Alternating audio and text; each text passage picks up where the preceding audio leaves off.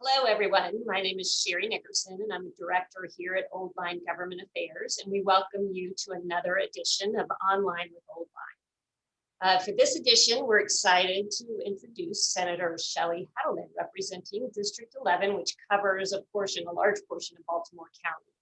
Welcome, Senator Hettleman, and thank you so much for taking the time to be with us today. Thanks so much for having me. So for a little bit of background, Senator Hettleman was first elected to the House of Delegates in 2014 and then became a member of the Senate in February of 2020. She currently serves on the Senate Judicial Proceedings Committee, the Joint Committee on Children, Youth, and Families, and the Joint Committee on Chesapeake and Atlantic Coastal Bays Critical Area. I knew I was going to trip over that when I said it. So let's go ahead and get started. Senator Hettleman, to get us rolling, can you tell us a little bit about yourself and the district that you represent? Sure. I am not born and bred in Baltimore County, but moved here when I was 7 years old. And I actually raised my family here just a few miles away from where I grew up. I live across the street from the middle school that I attended that was called junior high back then. And happily represent both my elementary school, my middle school, and my high school are all in my district. Oh, that's very cool. Yeah, my parents still live in the house where I grew up, very close by. I never thought I would end up here back in Baltimore, but I did, and I'm thrilled to call Baltimore County my home and settled here and raised my family here. So clearly you have really deep roots here in Baltimore County. I do have deep roots in the Baltimore area, and I married somebody who was born and bred here. Great. Yeah, so yeah, I know a lot about the area, went away for school, but then gradually came back and settled here. And I like to say my district is, we all say Maryland is America in miniature. I think the 11th district is Maryland in miniature. We have urban areas, we have suburban areas, and we have pretty rural areas too. So it's a little bit of everything. We have people who are more conservative, we have white people, we have Black people, we have a growing Latino community. We have kind of the heart of the Jewish community is in my district and in another district in the city. Just it's a good combination of lots of different kinds of people, lots of different people of different economic classes, and lots of different kinds of geography. Right, sounds very diverse. It is. Can you kind of give us an outline, like a picture? Sure. Where are your borders? Sure, I go along the northwest corner of the city. So okay. We go right along the city line up until about as far east as Charles Street. Take in parts of Ruxton, parts of Lutherville, Timonium, and Cockeysville. We actually hop over York Road between Padonia and Warren, take in Delaney High School, and then come back over and west, and we go up as high as Tufton Road. Just a little upshoot, and then big chunks of Owings Mills, and then come back down. And we actually have we abut the 10th district and 44B, and we have more urban areas like behind Reisterstown Road Plaza, which I never even knew was the county until I started knocking doors there, and we have all of Pikesville. So it's a really interesting and diverse district that will change next year. Right, absolutely. Well, it sounds like you've got your hands full there. A lot to work with, though. Yes. So you've been a member of the General Assembly now for the last 7 years. What inspired you originally to run for office? So I've always been involved in and around politics and in and around political issues and legislative issues. My first job out of college was working on Senator Mikulski's first Senate campaign.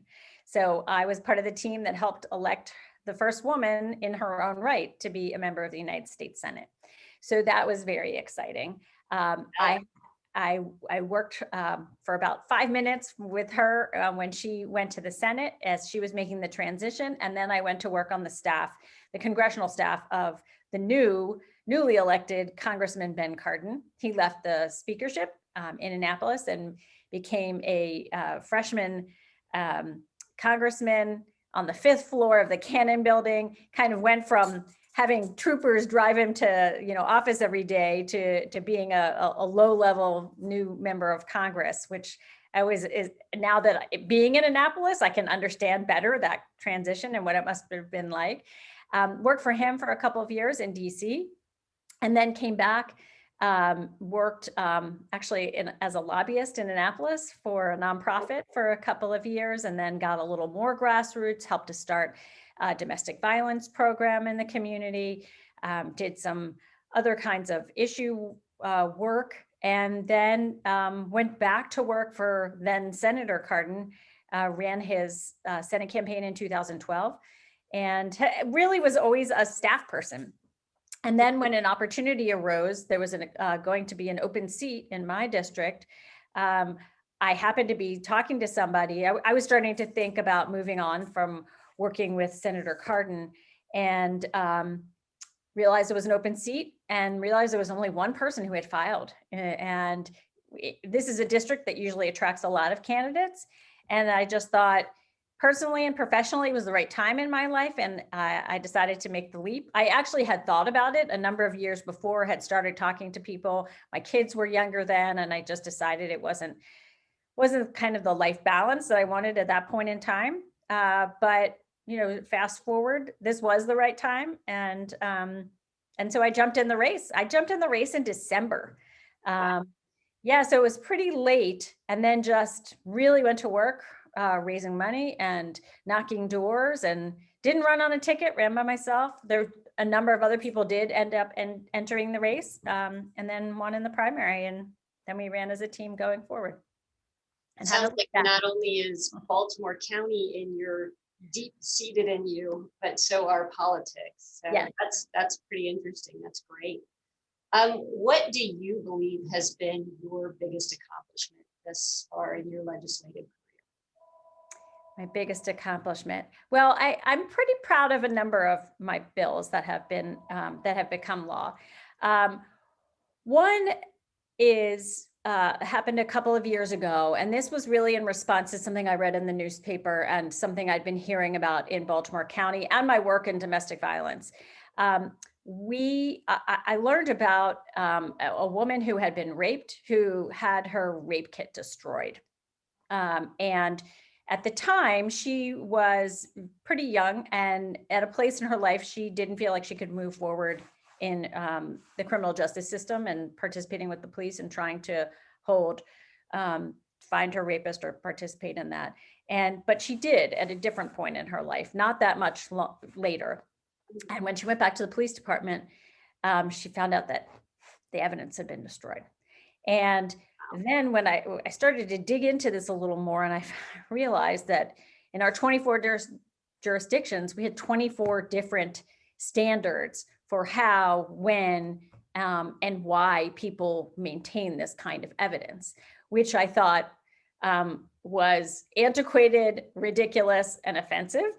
And so worked with some others, and we created a statewide standard for how this kind of important evidence should be handled, for how long it should be stored and maintained and preserved across the state. And then worked with, around the same time, a colleague had created a very important group that's now housed in the Attorney General's office to kind of look at this issue more broadly.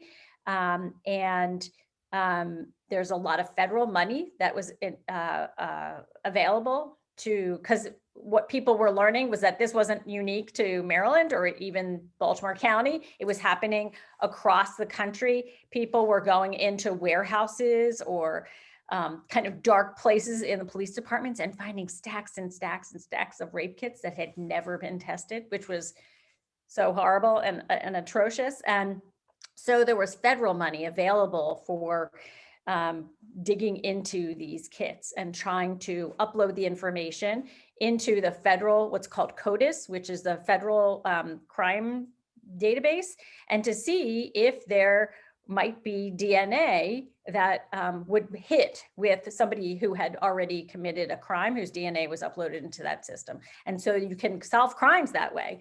And so we helped to get Maryland some a big chunk of money to go through these kits and to test them. And that's happening now. We got that money a couple of years ago. It's still have this work group, and they're working through all of these different kits, and hopefully there will be some more crimes solved as a result of it. So I'm very proud of that. I'm proud of a bill that we passed this year. I hope it will be able to move it forward in terms of getting some resources. As we know, this session was really focused on COVID and addressing some of the big issues. One of the big issues that I know has been around is our landlord-tenant issues. And landlords are 96% of the time or so represented by counsel or agents who are really knowledgeable about the landlord-tenant issues, and only 1% of the time are tenants. So we're the first state now that is enacting a bill that I hope the governor will sign, to be determined, to create an access to counsel for tenants. Unfortunately, the funding mechanism did not pass this year, so I'll be working on trying to find the resources to bring that to life. So is it like a division that supports attorneys for tenants, or is it a special group? So the Maryland Legal Services Corporation, which was set up many years ago, provides nonprofit, civil legal services to indigent clients. And they certainly do landlord-tenant issues now. They give out grants to organizations that do, lots of different organizations across the state. And they would house this fund that would support lawyers in the organizations, the grantees that they give money to provide, to recruit attorneys, and who could then go out and provide these services to the tenants. Gotcha. That's great. So you've talked about a couple things you've already done that you're very proud of. What policy initiatives do you still hope to accomplish? What's in your future? So I'm committed to a bunch of different criminal justice issues. So and that being on the judicial proceedings, committee, which has been very, very different from my position on the appropriations committee in the House. That's an area that I'd still like to dig into some. Some of the housing issues I think are really interesting, and I would like to dig into that more. And I think there's more opportunity to get some of those issues done. The lack of affordable housing in Maryland, I mean, in this country, but in Maryland and specifically in Baltimore County is a big issue that I'd like to learn more about and dig more into. And then issues of older adults. I had a bill that passed last year that had to do with referral agencies, that if you go, it can be overwhelming if you have a loved one who is an older adult and has needs and they can't live independently anymore, to kind of find out what exists in the community to help them. And there are agencies called referral agencies that help to bridge that gap. They can bring information to the family and provide information about what the options are out there. And it's kind of a totally unregulated system right now. And so I passed a bill last year that we're going to try and breathe some more life into, to make sure that the most vulnerable among us who maybe don't have family can still make those transitions safely, and to make sure that the services are available in the community that our aging population needs. Baltimore County has a lot of older adults, and we're all growing older and aging. So I want to make sure that those kinds of services and supports are available in the community. So those are a few of the areas that I'd like to focus on. Sounds like you're going to be really busy in the coming years. Yeah. So to wrap things up, what is one unique or fun fact about yourself that you'd like to share with everyone? One unique or fun fact. I was born in Texas. Okay, great. We're in Texas. In Houston. Oh, I lived there for 3 years. Oh, really? So you know more about it than I do. I lived there for a very short period of time. So I don't have any recollection of it. One day I'd like to get there to just get a sense of the place. I've heard stories from my parents growing up. But yeah, that's a little bit of a fun fact. What else? I don't drink coffee. Really? I know Wow. that's a little unusual. People, yeah, no, my husband, well, his fun fact is he's never had a sip of coffee in his life. I can't say that. At least I've had a sip. But yeah, in fact, my kids drink coffee, and whenever we have people over for dinner, or if my kids are here and sleeping over, they have to make coffee themselves. You wouldn't want me to make coffee. Well, you seem to be pretty energetic without it. You don't seem to need I it. don't need it. That's great. Well, thank you, Senator Hettleman, for taking the time to be here with us today. We look forward to having more opportunities to work with you in the future. And for those who are tuning into this, for more conversations with legislators and more online with Oldline, please visit oldlinelobbying.com. Thanks so much. I appreciate it. Thank you for having me.